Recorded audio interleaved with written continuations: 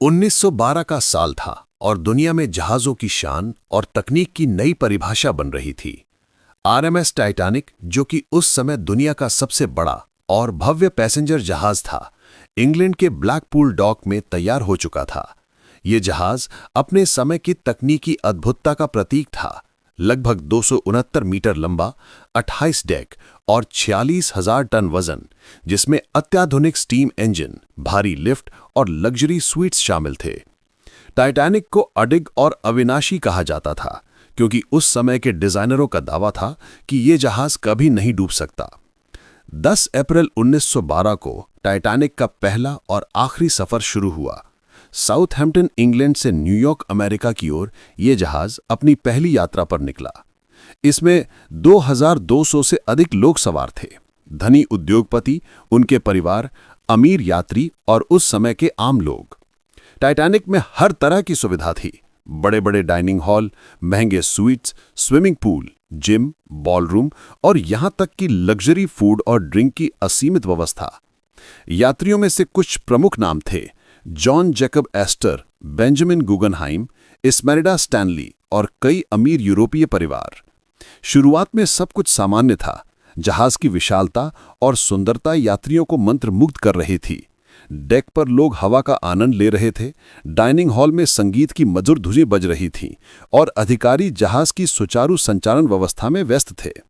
कप्तान Edward Smith, अपने अनुभव और गंभीरता के लिए प्रसिद्ध, ने यात्रा की शुरुआत में ही यात्रियों को आश्वस्त किया कि टाइटैनिक पूरी तरह सुरक्षित है।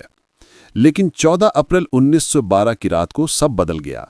यात्रा के चौथे दिन समुद्र में ठंडी हवाएं चल रही थीं और पानी का तापमान सामान्य से कम था। चालक दल ने चेतावनी दी थी कि इस क्षेत्र में बर्फ के पहाड़ हैं, लेकिन जहाज की गति और समय की सीमा के कारण सतर्कता थोड़ी ढीली हो गई।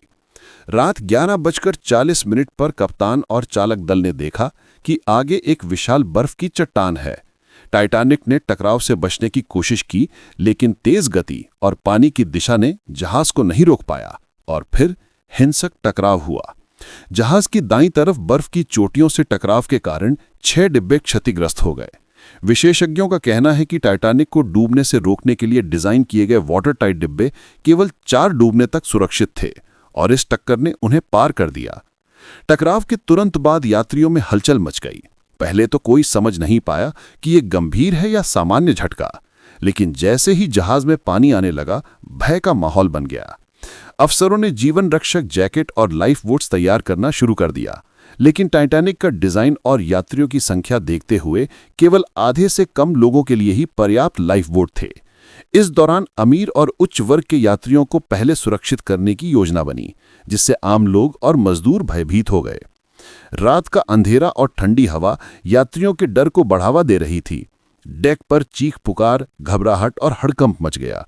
कई यात्री, खासकर अमीर, पहले अवसर पर खुद को बचाने में जुट गए, जबकि अन्य जगह जगह फंसे रहे।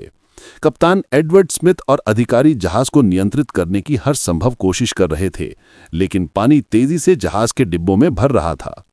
लोगों ने आखिरी संदेशों के लिए रेडियो ऑपरेटरों से संपर्क किया।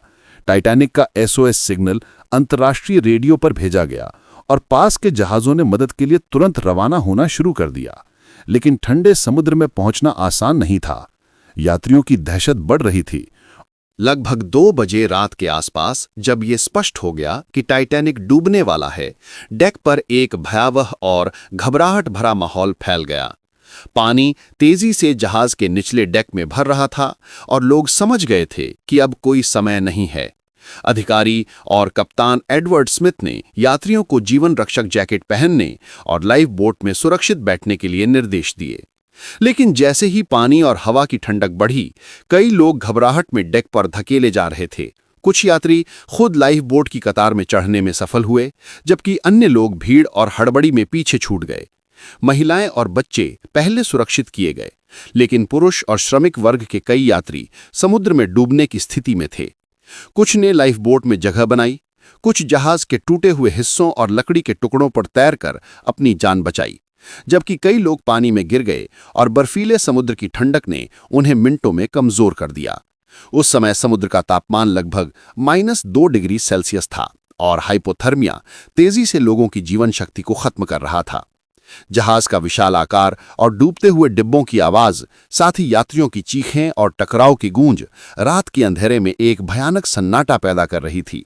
कप्तान और अधिकारी अपनी पूरी कोशिश कर रहे थे कि लोग व्यवस्थित तरीके से लाइफ बोट में बैठें, लेकिन पानी और हड़बड़ी के कारण कई बार भीड़ नियंत्रण से बाहर हो गई। कुछ लोग हिम्मत दिखाते हुए अपने प्रियजनों को बचाने में लगे रहे।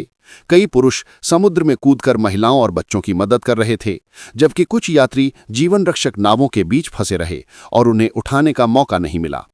धीरे धीरे जहाज का अगला डेक जलमग्न हो गया और टाइटैनिक का विशाल डेक पूरी तरह पानी में डूबने लगा।